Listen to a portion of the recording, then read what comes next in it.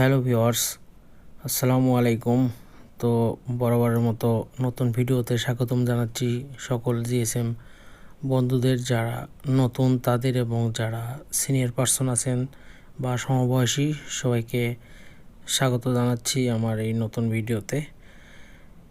সবার উদ্দেশ্যে একটা কথা, যদি ভিডিও ভালো লাগে অবশ্যই কমেন্ট বা সাবস্ক্রাইব করবেন, আর যদি ভালো না লাগে অবশ্যই একটা ডিসলাইক দিবেন। শুরুতে বলতেছি, এটা হচ্ছে আইফোন 6 প্লাস। এটার হচ্ছে ডিসপ্লে প্রবলেম, এটাতে ডিসপ্লে আসে না, যদিও ডিসপ্লে সম্পূর্ণটাই ঠিক আছে।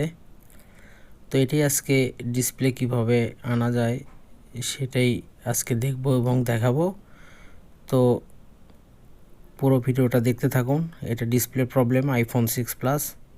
তো পুরো ভিডিও দেখলেই বুঝতে পারবেন এটা কিভাবে কাজ হচ্ছে। আগে ফোনটা আমরা খুলে নেব, তারপরে আমরা সম্পূর্ণ কাজটা করব। কি কাজ করি সেটা আপনারা ফুল ভিডিও দেখলেই বুঝতে পারবেন ইনশাআল্লাহ।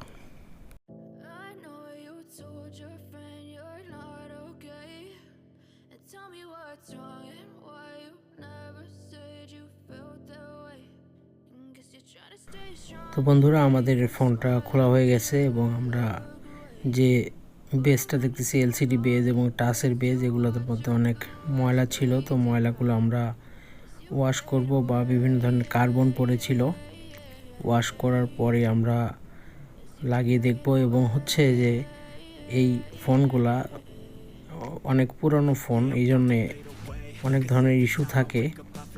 তারপরও যে আগে রিপেয়ারিংয়ে দেখানো হয়েছে, টিনগুলো নাই এটাতে। এর উপরে যে এই টিনগুলো থাকলে কি হয়, এই লুজ কানেক্ট হয় না বেজগুলোর মধ্যে ময়লা দেখতে পাচ্ছেন, কালো একটা বড় টুকরা লেগে আছে। তো আমরা ফুল ওয়াশ করব এবং হচ্ছে তারপরে আমরা সেট আপ করে দেখব যে আমাদের কাজটা হলো কিনা।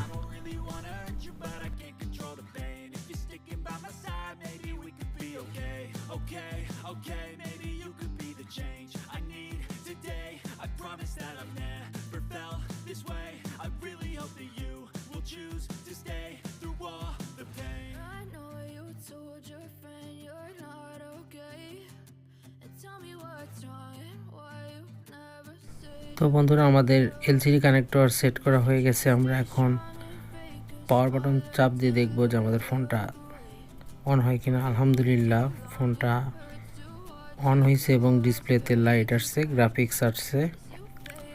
তো এইভাবে আমরা যদি ছোট ছোট কাজ করি তাহলে পরে আমাদের সমস্যাগুলো সমাধান হয়ে যাবে।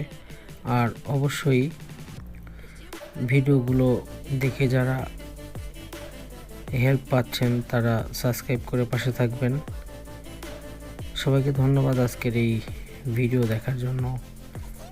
আর আমার একটা বক্তব্য থাকবে, সেটা হচ্ছে যারা ভিডিও দেখেন কিন্তু কমেন্ট করেন না, তাহলে তো আমাদের ভিডিও বানায় কোনো লাভ নাই। অবশ্যই আপনারা ভিডিও দেখবেন, ভিডিওতে কমেন্ট করবেন বা লাইক দেন বা ডিসলাইক দেন, তাও বুঝবো যে আপনারা কিছু লোক অ্যাক্টিভ আছেন।